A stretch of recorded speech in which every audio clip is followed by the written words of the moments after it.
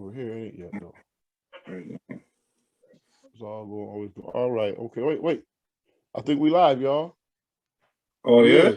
Yeah. We live. I always mess up. I had this all fancy thing we was gonna do to come in, but I done messed that up. All right. Great evening. What's happening? This is I'm James Schuler, and we got with us today Ron McCray. Oswald King. John Wallace.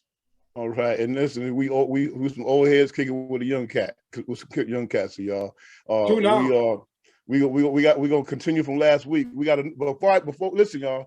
Before we get too fast into this, share this live, y'all. Before we get too far into this, share it live. Share it live. Let people know we here. Let's see who we got out here. Let's see. Hold on, okay. Let me put this out here. All right, now listen. We got a new cat with us today, y'all. We got John Wallace, and we'll let him take the mic for a minute. He's gonna introduce himself, tell you a little bit about him. John Wallace. Go ahead, John. My name's John Wallace. My background of kind of getting connected with this podcast is knowing Javon through AAU growing up. I played a couple years of junior college ball and stopped after that. And ever since then, I've been running a AAU program myself for the past 5 years now. Okay, that's great. Welcome, John. Welcome. All right, we got Boz up in the corner. Boz, you just told him what you do, man. Go ahead and shine a little bit for. Let them know who you is. Just working Eastern Sales with the developmentally disabled. Just trying to reach out to the kids, man. 25 and under, understanding this mental health thing, and just trying to, you know what I'm saying, get my input on it. Awesome. Go ahead, Javon. Yeah, man, Javon McCray, former professional athlete, now philanthropist, CEO of Univibe LLC, and man, I work with James Schuler. I got my hands, and not as many things as James, but I'm getting there though. I'm getting. You know what I'm saying? I'm learning from him. So I'm working on with my pops doing this training stuff. We doing this basketball stuff. So I'm excited to be here. Awesome. All right, I'm James Schuler. I'm all over the place. Today I'm representing old heads kicking with young cats. So let's see. What is this? Kayshawn Morris. This is great. Kayshawn. Okay, listen. I'm a slaughter names. I'm terrible with reading names. So if y'all see your name and if I say your name wrong, don't hold it against me, please. But I'm gonna mess the name up. All right. Well, listen. All right, on to the topic, y'all. Last week we left off talking about old heads and young cats talking about Black male mental health. Now, listen, before we get started, before I release the team here, when everybody start, we get into some nonsense here and get going, because we're gonna get going. There's gonna be some nonsense, some good stuff. Before we get too far, let me be real clear here. All right. We are talking about Black male mental health. All right. Not saying that mental health isn't mental health, but I am saying that there's a difference between Black male mental health and all other mental health. And we got to acknowledge that as Black men, we got to acknowledge that there's something that a little bit different that goes on with us. We do act a little bit different sometimes, and we got to understand that different don't mean bad. It just means just what the hell different means. Different, not the same as everybody else. Right. All right. And because of that, we gotta say that it's something a little bit specific that we got to focus on. And what we're gonna sit back today is we're gonna have Boz and myself, the old heads. We're gonna sit here with John and Javon, the young cats. So we're gonna have a little conversation. They got some questions. We got some questions. We may have some answers. They may have some answers. But we're gonna sit here. We're gonna show y'all this is how old heads and young cats should be kicking it today's time. All right. With that, I'm gonna turn it over to the team. I'm gonna shut my mouth for a minute. Let's see where this thing go. Share this live though, y'all. Share it live. Let us know how y'all feel. Yeah, I share it. All right. Somebody shoot off on me. Somebody shoot off. Where we left off at last. I know, Javon, I know you got something to say. Yeah, well, I think we started off with saying basically like, is the mental sickness coming from the opportunities? My pops was saying, well, like I was saying Black unions. And I think that he gave an answer that kind of went back into, like we said, like the people don't know they mentally sick. They got to know and all that about them being mentally sick. They don't want to admit that they're mentally sick. So I think we need these Black unions to kind of not push them, but nudge them into that direction. Like unions? You say unions, Boz? Yeah. The unions, yeah, black unions. Um, like I was saying, man, it starts with identifying the problem, identifying it first. You know what I'm saying? It really does. It doesn't take a psychiatrist or whatever. Just like identifying it, man. Sometimes it just be emotions that just build up inside, and just you know what I'm saying. Like I was saying before, men are black men, especially. They're not gonna show their emotions. Not you know what I'm saying. Not you know what I'm saying. Crying or letting the emotion out. Just going to a mountain and just screaming or whatever. You know what I'm saying? Most likely they're gonna let their emotions out where they're at in their community, out in a different way with a gun. Especially most of these little kids with guns, man, that they shouldn't have anyway. A lot of this stuff is like is mental, man, and that's why we're getting all these killings, man. Yeah. You know what? I'm with you. I'm right along with you. I think that a lot of the issue we got is people holding stuff in. People we ain't trying to communicate. And it goes to way back. I mean, it goes way back. Men. Period. I don't care if it's black, white, blue, green. Men. Period, y'all. I think men have a hard time communicating their feelings. Period. I don't care what race they is. I don't care what color it is. It's just hard for men to talk about how they feel to other men. Now, listen. Now, I ain't gonna. That don't. We'll talk to a female now, won't we? We'll explain to her what's going on. We'll tell her how we feel, huh, John? We'll tell her how we feel. Huh? What you say? We're gonna let her know how we feel. But we ain't gonna let each other know. We have a hard time with that. And for black men, it's even amped up a little bit more. It's amped up a little bit more for black men. Because James, they make us feel bad. It's shamed upon when we express ourselves and tell them how we feel. Like I was watching the show today, and they were talking about how like even women sometimes they like make it a man feel bad for wanting to have sex. Oh, you just want sex. Like that's a bad thing. So and so I know that trickles down to black men too. So say I'm a black man and I'm just feeling hyper today or something. Somebody else going, either a woman or somebody else gonna be like, yo, why you so hype? Calm down. You know what I'm saying? That's normal. Our community whacked out though, man. Just because, okay, say for instance you one way and the next day you may just be happy off of just life. You may just have woke up and just be happy, just bouncing all over the damn place because you just that happy. People will look at you like you totally retarded, but that's just, you know what I'm saying, that's just that's just our community, man. So like, it goes back, man. We gotta just get in tune. First of all, with our community, get in tune with ourselves first, because like we're getting in tune with yourself first and knowing who you are, loving yourself, man. That's the first damn thing. It don't matter what nobody else says, but I mean, we gotta. I'm saying, what I would say, get in tune with yourself first. Speaking to the youth, get in tune with yourself, knowing yourself, and man, and then take it from there, man. Knowing yourself. James said another thing too last episode, but I don't want to bring too much into it. But knowing your family history and your family mental illnesses, is another solution too. Listen. If you don't really know too much about your background, I mean, and listen, I'm gonna throw something, a little curveball out here. Share the live, y'all. We gotta get some more people up in here, y'all. We need some more people up in here because people need to hear this, need to understand this. In our community today, single moms really don't realize. I think this is me, this is James Schuler. I just say whoever I'm connected to. This is me talking right here. All right. I don't think single moms or single fathers, for that matter, but more single moms, because there's way more of them, realize the situation when they have children by a man and then they don't have any more contact with that man. They don't know nothing about the man's family. They don't know nothing about the man. That's a dangerous situation right there, because you don't know what gene that child is carrying. Right. You know, you don't know, and there's a lot of situations, right, where I see this happen all the time. People that have kids, their little boys be 2 years old, he be it's cute, it's funny. 3 years old, it's cute, it's funny.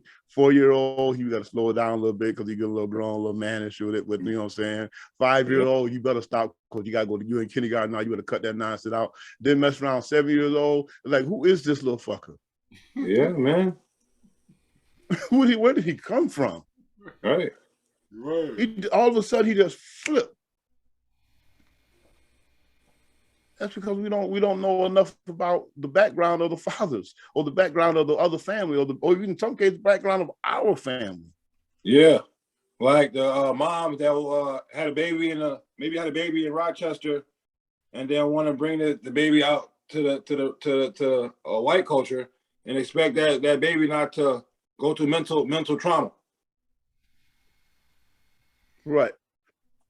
Well, see, I don't know a whole lot about that situation. That particular one there, but I do know. Boz John, what you think? A lot of times that the trauma that we allow our children to go through is devastating. It's dangerous. I could piggyback off of what you were saying before Javon statement. The kid, you know what I'm saying, not knowing his father could have those problems, or the kid could be developing its own problem because the father is not there. You know what I'm saying? And then say, for instance, like, and you have the mom that have, you know what I'm saying, boy or girl, or maybe a few girls, and it's just one boy, and the father is not there, and he don't have no male figure in his life, and he's raised around a bunch of girls, and you know what I'm saying, and the love may be being pushed more to the girls because the mom know how to raise the female, but you know what I'm saying, she don't know how to raise a man. She could be giving him the love, but that kid could be going through his own his trauma through that way. That could cause problems mentally. And most times and most times it's like the kid. I was in that situation. I'm saying, like my mom, you know what I'm saying, didn't want me to be around or even be a resemblance of my father. And I think that sometimes it's as a kid when you go through that, you can only be half of yourself. So you always gotta go in and be lesser than what you really want. Do lesser than what you really want to do. It's really what it is. I think a great example of this, I'm not sure if you guys saw it, was the new Michael Beasley interview on Athlete, I think it was. Mm-hmm. Right. He touched a lot about the mental health and how he got to a point of embarrassment and kind of just, like Javon said earlier, stayed in a box, kind of just stayed in his house, went to practice. So I have a question for the old heads. Why does the younger generation get to a point where they feel boxed in and not able to communicate that out? Oh man. Wow. Go ahead. You want to go? You want to take off? You want to try first, Bob? You want me to do that? It's up to you. You go. I'll let you go first. But I think parlor is I think it's expectations. A lot of people don't realize the more expectations you put on a young person, the harder it is for them to move. We call it weight on your shoulders, right? We call it weight on your shoulders. A lot of people don't really realize what weight on your shoulders actually means. Right, you know what I'm saying? It's like pressure. It's heavy, and you make you want to fall over, face forward. Yeah. And young people, they have a hard time handling that. They have a hard time handling that. And we got expectations. Adults put so much expectations on their children. I mean, you gotta forget about just the basic hygiene stuff, the basic homemaking stuff, the basic looking out for each other stuff. That's basic. Then you take it to the next level. They got chores and responsibilities that's got to be took care of to make help the house keep running smooth and all that kind of stuff. And then sometimes they got to watch out for other siblings and so forth and so on. And then they got school and expectation with school and all those layers of expectations. And then they got peer pressure and layers and layers and layers and layers of peer pressure that they got to respond to. And then they got to deal with the issues that's affecting us in society today, growing up while Black. All of that, so it makes it hard. It makes it hard, really, to want to just sit down with somebody and say, "Let me tell you what's going on in my mind." A lot of times, like, you ain't ready for what's going on in my mind. Yeah. You sound like you feel like you can't. It's a box that you can't get outside that box.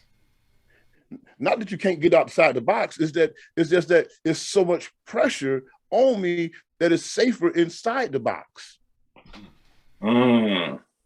So it's causing disappointment. Yeah. Young people don't know how to function like that. That's too much for young people. We put too much expectations on young people.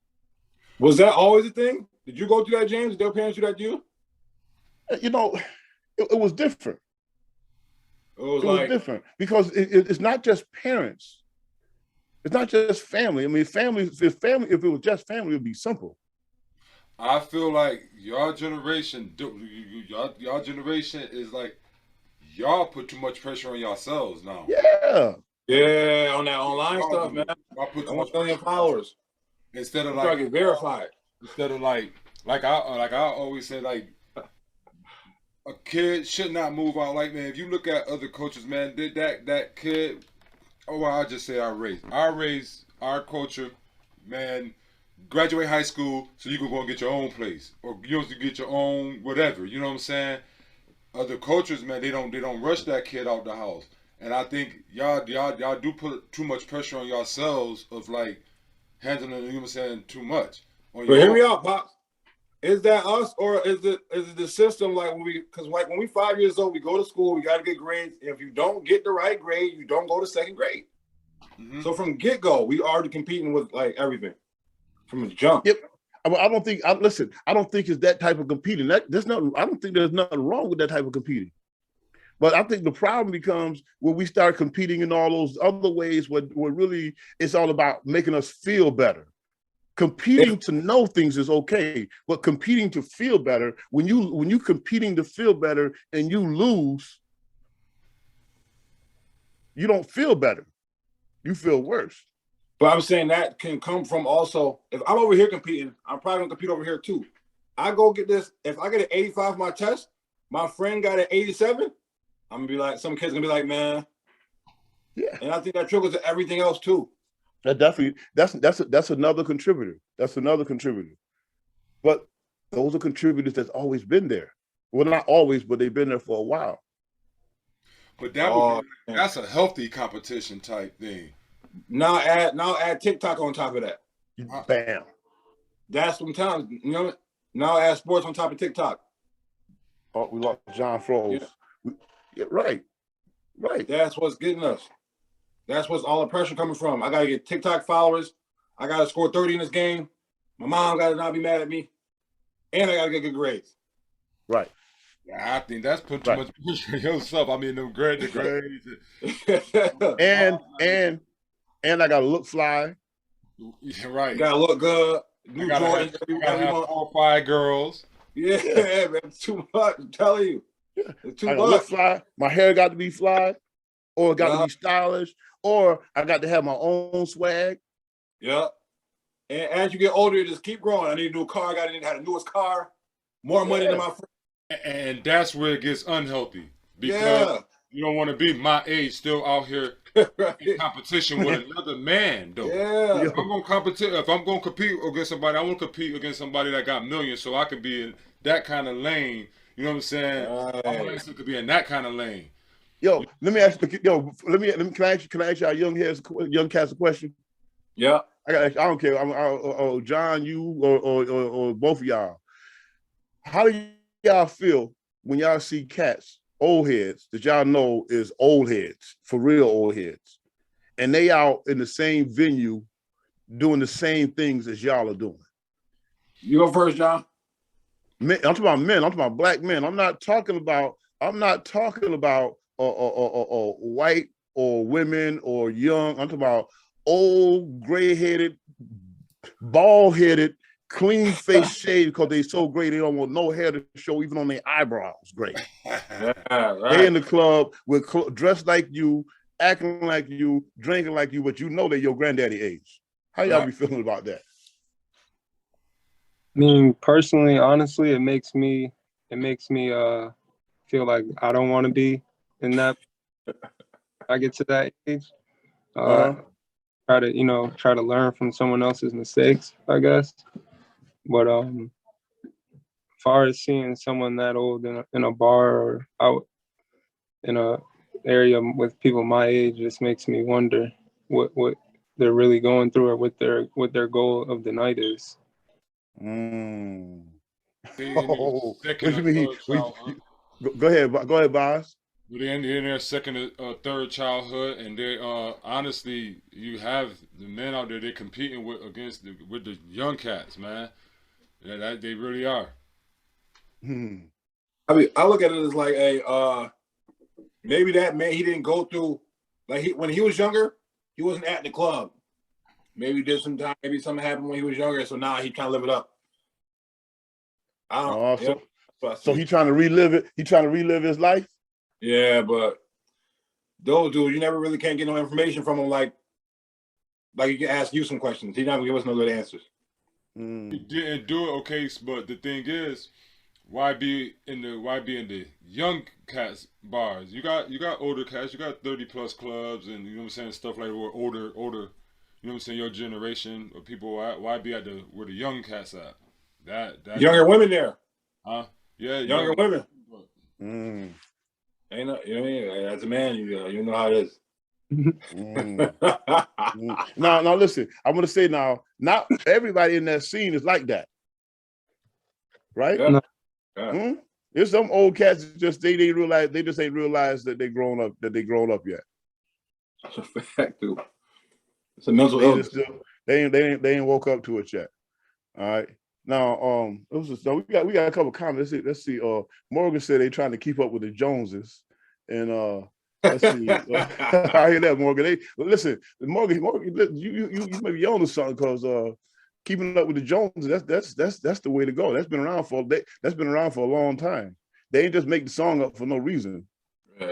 My mom told me about that. People have been trying to keep up with the Joneses, but listen, that's our thinking. I mean, sometimes, like when we talk about Black male mental health issues, right? I think it's very important that we understand that we don't have to always be talking about trauma or PTSD or ODD or any of those alphabets and stuff like that. We could just be talking about just surface stuff that dudes just dealing with that we can't just throw us right off. Because it don't need to be something psychologically wrong with you to make you do something that make people say, "What the heck wrong with that?" Did you see what you check out son over there? Yeah, it don't have to be. Sometimes it don't have to be something really, really that much wrong. It's just pressure, man. We got people be under pressure. I ain't trying to go in the house right now. It's 3 o'clock in the morning. I know I shouldn't be outside walking around, but it's pressure. It's upbringing, James. You 40, 50 something years old. You out still at 4 a.m. How you went through this life it wasn't a good upbringing. You ain't learn what you're supposed to learn. That's your take on it? You supposed to be there. You're supposed to be at the house with your family, protecting, providing. You at 4 a.m. You know what I mean? Come on. Listen, talk about it. Tell me how you feel about it. Nah, I know a lot. I know even me, for instance. You know, I used to party a lot in college, but as I'm getting older and I have to make better decisions, I don't run out the house and everything calculated when I leave.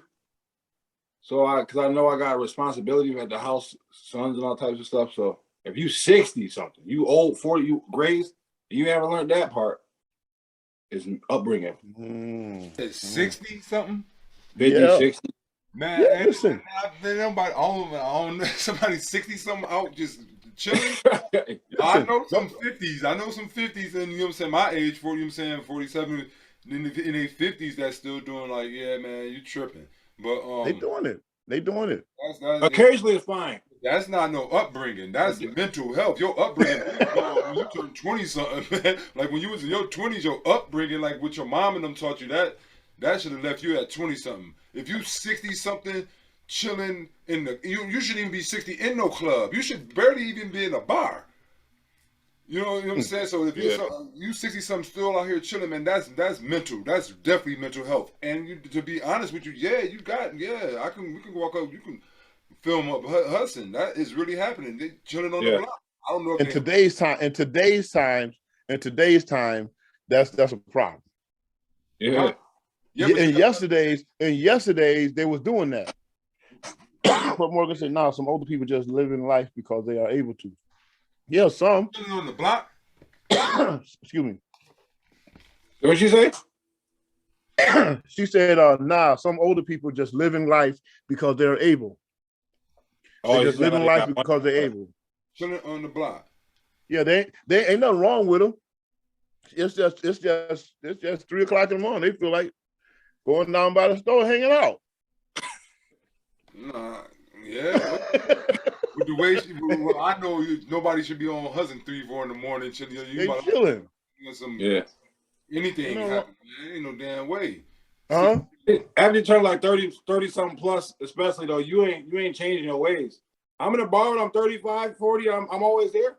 I'm gonna get 60. I'm gonna be at that bar. Man, I'm telling you. I'm gonna be at that bar. Yeah, I'm telling you. You ain't got nothing else to do. You can be preparing for a retirement plan or something. Who fault is that? Right. Now the club is like the club, you dance and party, okay. The bar, it's like you gotta let them go to the bar. But does that mean does that mean mental health, or does that mean bad judgment? This bad judgment? Because I'm telling you, listen, man, I don't know. I think I think in some cases we about to run out of time again, but I'm gonna say this: in some cases, I think mental health is getting a bad rap because some things are just dumbness. Yeah. Or I think that bar or club could be that box for some people. That place Yeah, ceiling. Yeah. comfortable. Right. What you say, John? Because you cut out for some. You said about that box. That bar could be some of that box. Like that box, that place that makes them feel comfortable. Yeah. Right. Yeah. You got that's so finding yourself. Huh? What's going on with yourself that you're doing those type of things? There's something going on with you. So something could be going on with you that okay. Let's see. Leo said some just stuck in a life cycle, in a comfy life. What is she? Hold on, I gotta get my. Some just stuck in a life cycle, in a comfy and are comfy in that life. Some people that's just how they've been. That's just how it's always been. I listen. That right there, Leo, you may be on to something with that one there. That one there, you may be on. I'm gonna love that. I love that. There, you may be on to something with that one there. Because some people, that's just how it's always been. Yeah. It's just a pattern. That's what they do. Yeah. Why are you out the club? I don't know. I was out here with my granddaddy.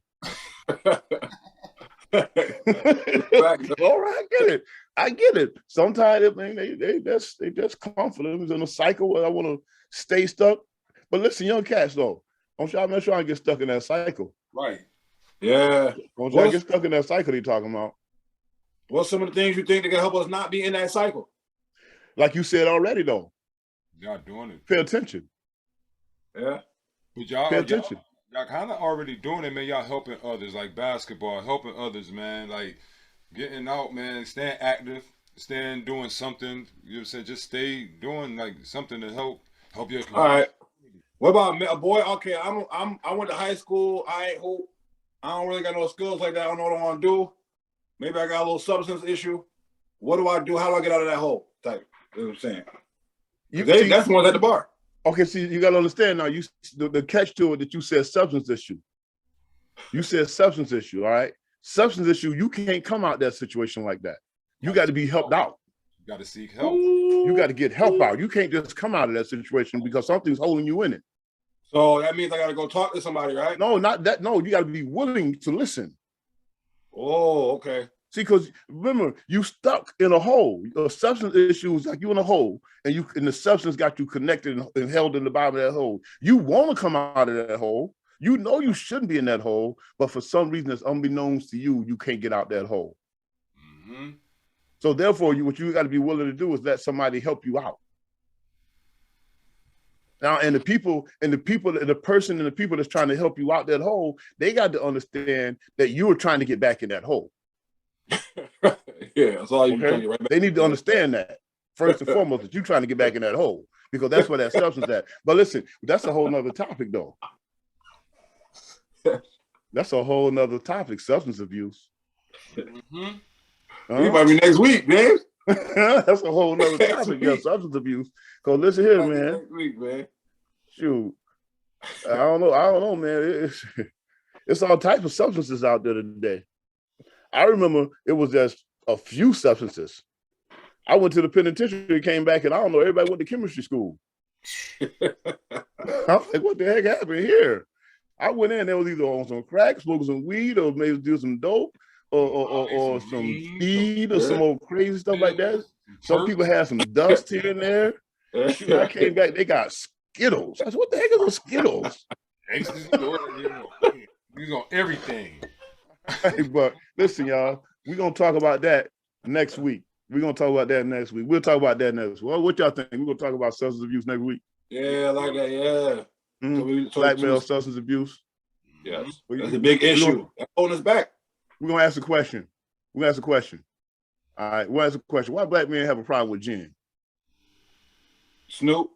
Why we have a problem with gin? Why is there a problem with gin? Black men and gin just don't go good together. I don't know. When I was coming up, you give somebody some gin, get some naughty head, and there was a fight gonna break out for the nightfall. I couldn't drink. Yeah. I don't know, but we'll talk liquor about make it. You violent, man. Huh? I heard liquor make you violent, don't it? Yeah, that's what they say, but we're gonna find out if it's that, what it is. I don't know. But next week, that's what we talking about, y'all. Stick around, y'all. Next week. All right. We out of his old heads kicking with some young cats. Listen, y'all want to get down? Hit us in the inbox. We looking for some old heads and young cats. We'll make this screen as big as y'all want it to be. All right, just hit us up. You want to get in? Huh? I said we'll take we'll take the input, we'll take all that. We got one new guest. All right. Javon, anything? Hey, and I appreciate it. And God, that was all today. Let's start thinking about if we are mentally sick or not. Fellas, get some help. All right. John, anything? Thank you guys for having me. Can't wait for next week. All right. OG, what's anything? Boss? Be in tune with yourself. Love yourself, man. That's where it starts. All right, I'm gonna say come back next week and see what we got going on. We're gonna have something different for y'all. We're gonna talk about it, y'all. Yo, thanks for joining us, everybody. Peace. Yeah. Now let's see. Yeah, there goes the live. The live is ended.